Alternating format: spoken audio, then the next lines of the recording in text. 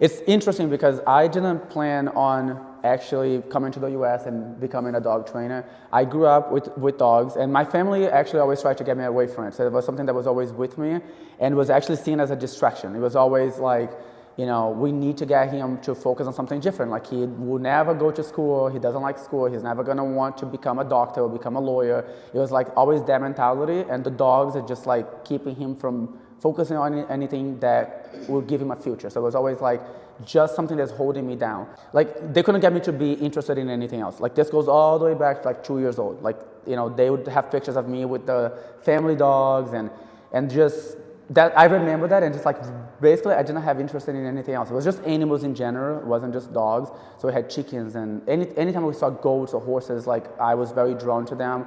I'm gonna try not to get too much out of the way with like the dog training, but like I got my first horse when I was 12 years old without asking my family, just bringing it home, trading for like cameras that they gave me. So it was like my whole my whole mentality was around dogs, which I think is interesting because most people are not gonna have that. Like, both that, where they kind of do this their whole life, and as well as like the experiences that I had with dogs because of the environment that I grew up in.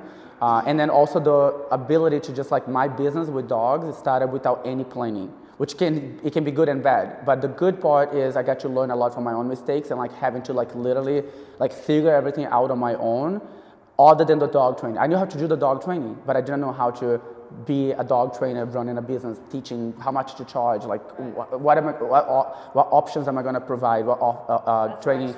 So, but that's why now I'm able to kind of say like, okay, you can go in already avoiding all of those mistakes, because I did all of those mistakes. And I had it harder than everybody else in a sense, because I had everybody telling me, no, no, no, no. I had no one to look forward to as far as dog training, because I grew up in the middle of nowhere on a farm in Brazil. So I didn't have like internet, I didn't have TV, I didn't have cell phones. So I was spending my whole time with just the dogs. I would go to school, I would come home, drop off the backpack, and it was like the dogs, the horses, the cows. And so with the dogs, we had a pack of dogs. My grandfather used to rescue like street dogs. That's why I ended up getting the farm, because like they wanted to retire away from the city, the chaos of the city, but also we had a lot of dogs. So getting this farm that they got was ideal to be away from the city and being able to have a place for all the animals. And I lived with my grandparents. So it was just me, my sister, and my grandparents. Just the four of us, and my grandfather. So my grandmother, she's like a dog lover, but she's not that crazy about as me and my grandfather. But my grandfather would be the one that would actually take the dogs home, and then like any dog that followed him, like, oh, it's starved, it's hungry, we have to take it home, So it'd be that type of scenario. So then we had all these dogs that would just live with us on the farm, and me having nothing else to focus on, I just dedicated time to learning how to communicate with them. It was something that I was very drawn to, and I had no distractions from it. It was literally just me doing that. And anything that involved like animals listening to people, any type of like human-animal relationship, I was very attracted to that. Like, I was very interested. How do I teach my dog to do that? I would see lions on, like, if I go to the city and like they have something on TV playing, and there was like a lion, a circus, like doing tricks, I wanted to teach my dog how to do that. So I kept always trying to get to understand the dogs and to communicate with them. So I grew up just doing that. So like for many, many years, that's all I did. It's the pack of dogs. And what that taught me a lot that I know today is a lot of the body language. Like, obviously, I was very limited on the like actual training techniques, the tools, all of that, because I didn't have that. I just had the dogs running free. But the difference was that they were able to behave like in that natural environment. They were packed. We had rivers, we had mountains, we had wild animals. They were never on a leash. They were never caged. They did not have other dogs. The dogs that they had was like the other neighbors' dogs. So they really were like, they were able to form their territory, their own packs. And there's so many interesting things that I can tell about just being there that most people would never be able to picture that in their head, because they never lived in that type of environment. Like, even the dogs chasing our cars for like miles to try to follow us when we left, because they were never locked up. There was no that didn't exist. They just run free. And then they have to pass by other houses that have their own dogs that chases each other around. Their dogs will go around the mountains and meet all the way on the other side. And then when we get too far where they cannot keep up anymore, they would then eventually just make their ways back all by themselves. So if we were gone for 2 days, the dogs would follow us for miles and then would come back and they're back home. And they would go hunting at night. They would, have their own, like everything.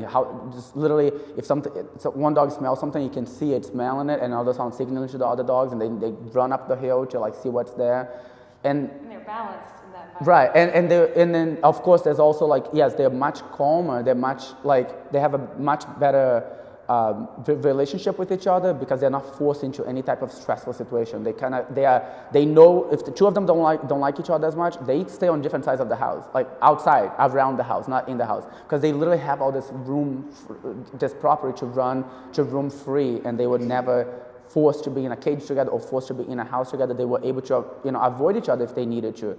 So there's a lot of like just how they communicate, that dynamic between them. Having the dogs that are more dominant when a female is in heat and they're following her, and there's sometimes there's fights, but everything was very they were more able to figure things out on their own, and so I learned a lot just being there. You were watching. Just watching and trying to interact with them. I always, because I was always interested in getting the dogs to follow me. If we would go fishing with my friends or walk, to a friend's house, the dogs would follow me. And so there's always that, like, just that common understanding. I haven't been able to call them. The dogs had more common sense too, like as far as cars and things like that, because they grew up free. They were able to think for themselves.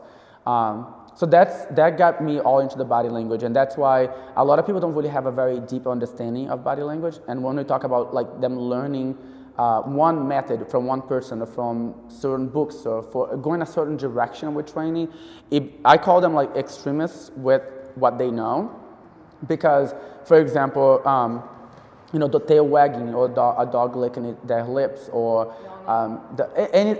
anything that can indicate something but doesn't necessarily mean that, because it's not so black and white, it's not so clean cut. Like, it can be very tricky when someone like, that dog is clearly nervous because it's licking its lips, but what about the eyes? What about the overall body language? And plus, what if the dog is nervous? There's also different levels. You cannot measure the levels, right? So a dog is nervous, but at what level is that dog nervous? Like, is it nervous to the point that this dog is like literally blacked out where it's gonna bite without even knowing? Or is it nervous but like it's normal that it's nervous? It's gonna recover from that, with a little bit of time. So this means like the same thing that can mean many things. A lot of people don't know how to identify what level is that at, what does that mean combined with overall body language of the dog. So it takes a lot more. You can only learn to do that by a lot of experience. So you cannot go around that. So the way that I teach is actually like, you want to focus on that. Your goal should be learning more about body language, because that's like I'm able to meet a dog and the owner and say, oh, that's what this dog needs, and then go from there. And if it changes, I'm like, oh, we got to change it to another approach. Instead of trying to force an approach that is not appropriate for that dog just because that's all you know. And because you worked for every dog before, it's not going to work for that dog. So you're only able to know these things if you really understand the dog. And in a very deep level. Because you can understand body language, but if you don't understand those levels, you're still going to make a lot more mistakes than someone that knows exactly maybe the dog is throwing a fit and going crazy, but I know through body language, through the little signals, I know if I keep going a little bit more, this dog is going to stop. Versus a dog that this approach is not going to work, this dog is going to die here in my hand instead of relaxing, so I know to stop and we have to switch the approach, And you're only going to know this again, understanding body language. But in the meantime, I'm going to be teaching this, but again, this is something that it should take years for someone to learn. Thousands of dogs. Meaning the more you do that, the better you're going to become. You're going to you start at one level, you get better, and there's no way to, again, you cannot just put in a computer and it's done. You have to learn by experience. See, I like to do a lot of the bad dogs, for grooming dogs that are ungroomable and stuff, and kind of figure out the quirk and whatever makes them, because I've learned a lot about body language just by watching how they are and avoiding bites and respecting their territory and having a mutual. And that's the thing, because for me too, because I grew up in that environment, I naturally learned it. I did not have to be like, oh, I want to learn more about dogs, and I started studying them. And I feel like it's nothing wrong with studying them, but I feel like when you just naturally work with dogs, and the more you work with them, the more experience you're gonna get. you know, and they have to be really invested into it, like really wanting to observe and learn, and I think taking a little bit from everything is good. Like read a book, watch a video, go to a trainer, you know. But at the end of the day, it's gonna require like actual hands-on, like physical. You know, you have to feel, because there's like the feel of the energy with the actual body language. And then the one thing with my training, which is just kind of like, I don't want to say lazy, but I have my way of understanding the dogs and then teaching that. And so basically, like someone that learns that very like, the terminologies that they would use, it's sometimes very complicated because it's just like what someone created a formula, you know, but those formulas are faulty. That's why I don't really follow that. They're not really like where this means this means that. It's a picture and the right, and it's like, you know, that means that. And then they put a fancy word around it, and it's like, oh, that dog is doing this and that. I don't even use that. I go more in a way that is very natural and very like, yeah. So, you know, it helps having just like words that describe things and you know, oh, that means that. But for me, it's more like, I would just tell you like, see, when the eyes are doing that, that's what it means. And so a lot of people, they would judge on that because they're like, he doesn't even know what he's talking about. And it's just, again, if you study something and it was taught to you using certain terminologies, you're going to use certain terminologies. But it does not even mean that you know better. You just know the very obvious, it's very transparent. But when it goes to details and levels, you don't know, you know? Meaning it can be harder to teach in a sense for me, because I am not giving you guys like very single words that describe what is happening, because I think it's more complicated than that. It is more complicated than that. Yeah. I'm growing up with my mom being a dog breeder. We had a pack too. There was always a pack of dogs. There was like 20 some dogs in my house at all times, and thank God they were little because it would have been crazy. But knowing that you grew up around dogs, that helps me understand why you understand them so well. Because the best being to discipline a dog is another dog. Like when you're watching the mom dog with the babies and her giving the corrections and all of that, like you understand that. Yeah. Because you grew up around dogs. Yeah. That's why you understand them. Yeah, and it's for me, it's very easy in the sense of like, you can put me in any room with any dog anywhere, and like I would have no. It's not a matter of not having fear. It's a matter of like being very on point. Like if I know like this dog is serious, this dog is out of control, I know when to be cautious, and I know when I don't have to be as cautious. So I can have a dog that is very aggressive, that has bitten 10 people, and you know everybody told them to put the dog down, but I know like I can step in and correct the dog, versus a dog that like, this dog is going to put up a fight. If I make one little mistake, like I am gonna get bit, so let me use a different approach. Meaning I would know what to do, what's the best for that dog in the moment, you know, regardless of what approach it may be. It's not a matter of this dog has a mouse or this dog is like smaller or bigger. It doesn't matter to me. It's more of a matter of like, what is on that dog's mind? Like how determined are they? Like what is the tendency that this dog is not going to put up, they're not gonna put up a fight, even though they're ready to deliver a bite, but the moment that I do something different that they are unsure, they're gonna give in, versus a dog that they are going to put up a fight, so I either have to be ready to be however long it's gonna take, or if I, you know, slip, they're gonna get me. And so meaning like, if I even do take that risk, I would before say, I'm about to take this risk. Most likely I'm gonna get bit by this dog, but at least I know what I'm getting into. And this just means it gives me that confidence of like, I just know like what each dog needs, you know? And so number one, it's safer for me. It makes more sense to everybody watching, because a lot of times when I'm in a room with the people, and even people that have a really good common sense of dogs, like they don't know exactly which dog they would approach without a mouse, or which one they would approach with a mouse, or even the most experienced people that I have worked with. That's really important as far as if you're trying to be a professional dog trainer, because one thing with me is when people come to me, 99% of the time, I don't have to tell them anything other than just give me the leash. They don't question me. They don't like, are you sure? Like they just do it because they already have that confidence. They have seen what I do all the time, and that really helps. Because if I was hesitant, they would be hesitant. And how are we gonna help? And how are we gonna, you know, tell them things that they need to do if they don't even trust you enough yet? Right. Like, but they need to trust you because you need to give them directions, and if they don't trust your directions that you're giving them, they're not gonna follow it. And then the same thing goes to like, you know, long term with the training. If they don't believe in your methods and they don't believe fully in what you're teaching them, it's never gonna work, because training does take time. You know, it takes really repetition. So if people, they do it for like even a week and it's like zero results, like it does not make any sense to them, they don't see the end result, they're gonna give up more easily than if they feel like, okay, I believe in you, I know you know what you're doing, so I don't care if it takes a month, as long as I know I'm doing the right thing, I feel confident in what I'm doing, they're going to do that. So that means it gives it a better chance of the method actually working, you know? Yeah. So, and how do you get that? It really comes down to learning as much as possible and really being very transparent with what you know. If you're starting out, it's different. Like if you're genuinely learning and you are open to learning and you know some things and you don't know everything, that you pick clients and dogs that you know you are good with that. And I think there's nothing wrong with saying, you know, oh, that type of behavior, like I'm not familiar, but the best thing as a professional that I would recommend is that you know, oh, I can recommend you to this trainer, because at the end of the day, you still help the client. You still help them, because if you try to work with a dog that you really don't know yet how to help a dog like that, you're not doing anyone a favor. You're literally ruining your reputation. You're making like what you say no one can really trust, because you just proved that you don't really know how to help that dog. You put the dog and the owner at risk, and at the end of the day, no one got helped. You know what I mean?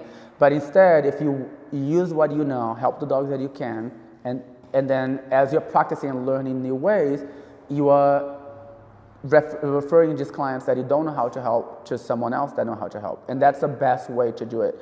And for example, like for me, there's things that I'm very diverse like with what I know in dog training, but there's things that I wouldn't take on because I know I wouldn't be able to deliver the full training for someone, like for different reasons. It's not a matter of not knowing how to, but let's say protection training. Someone comes, I want to do protection training, and I'm only going to be here every other week or maybe every other month. I cannot even get a dog started if I'm not going to be here to do training every week and follow through with complications that may come up with, so I would not even get started. I know how to do it, but I know how much time it takes and how much it takes for me to be consistent with that client.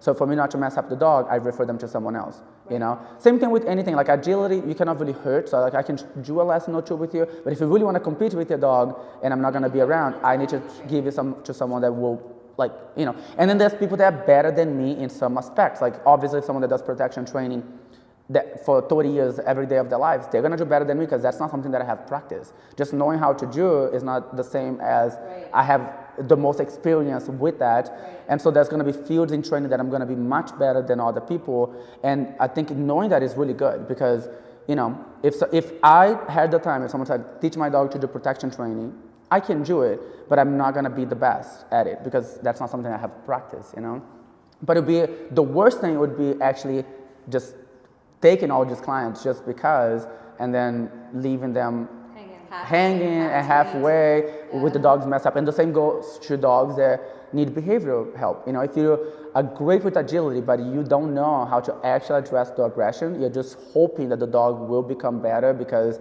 you're using a certain approach that you believe in, but it's not really proven, then you're just lingering on the problem and you're not really getting there, And that's why a lot of trainers, like a lot of people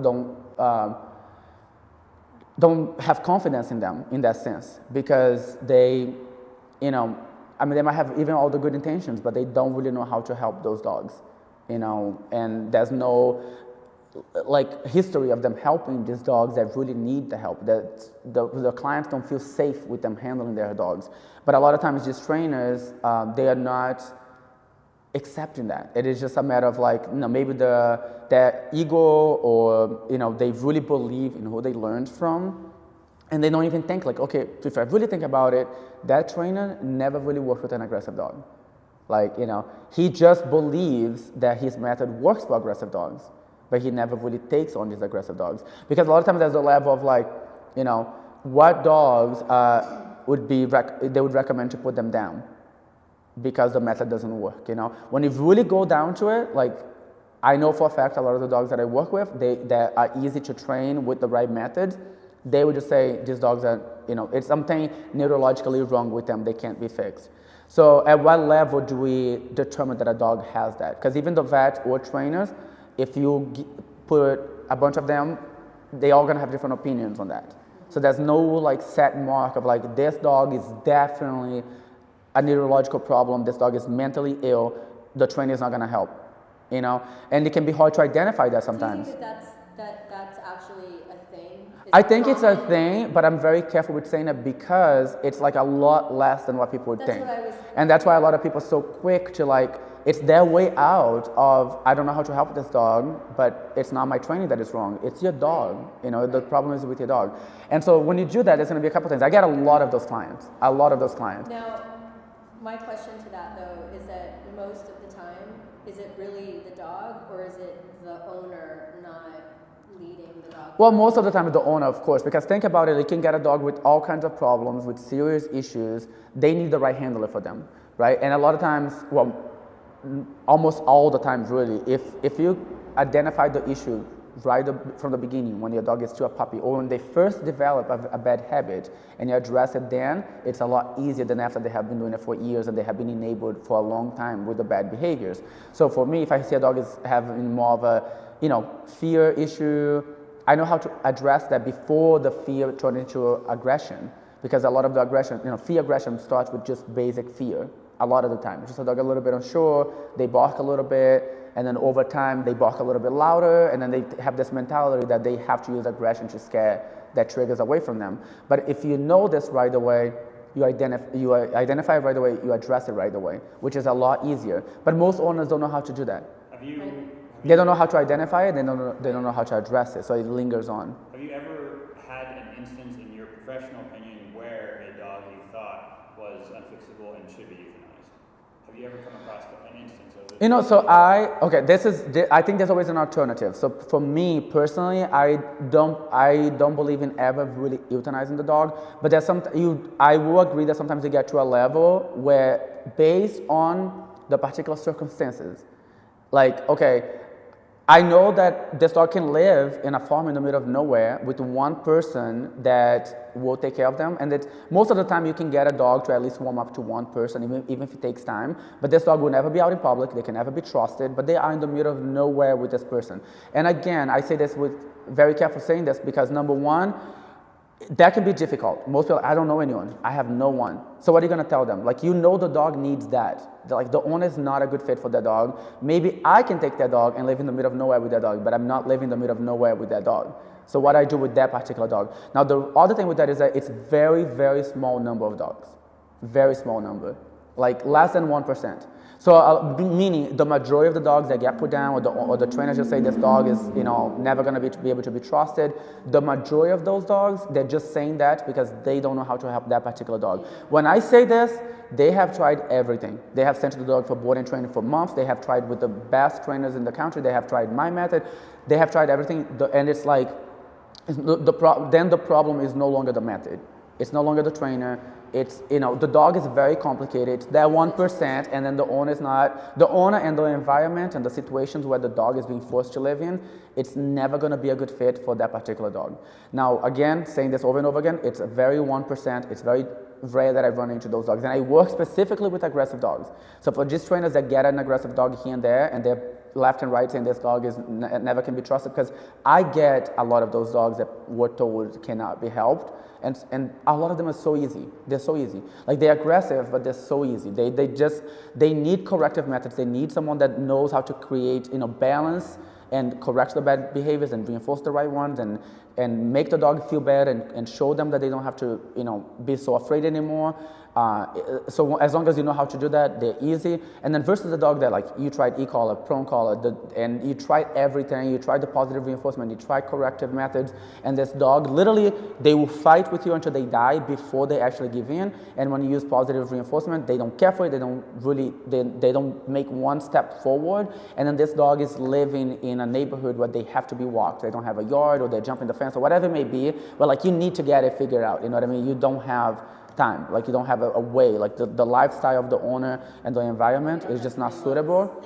That is, like, one of the worst, like, positions to be in, because, like, what the dog needs, but no one necessarily can provide that right now to that dog. You don't have that outlet for that dog. So then in that case, like, I still wouldn't say, like, this dog needs to be euthanized. I would say this dog needs to live in this type of environment, because it's like kind of like up to the owner, like, if they don't have that. Now, when I say that, I know another trainer would not, and to this day has never happened, another trainer was like, no, you can just use this other approach and you're gonna fix the problem. It's because I know, based on everything that they told me, everything that I tried, everything that I know about the dog, and everything that from my experience knowing that dog, I know when I say that I can sleep good knowing that no one else is gonna show them a better way. That's what the most important. Versus like when someone just says that to the owner and then they go to the very next trainer, the trainer helps them just fine. Like they come to me and I'm like, they really told you to put this dog down. I'm like literally doing, it's like one of the most mild dogs that I worked with and just literally tried something different and, you know, understanding the dog better. Like maybe the whole reason why they thought the dog is aggressive is completely different than what I actually identified it to be. And that's mainly the main difference right there. After all these years of working with all these dogs and training them, how many dogs would you say have you told the owner that this dog needs to go live in the middle of nowhere with just one person? There's two levels that too. Versus one that if the owner is gonna take a lot of work, or maybe they have to switch owners, right? But they can still be easily trained to be in society.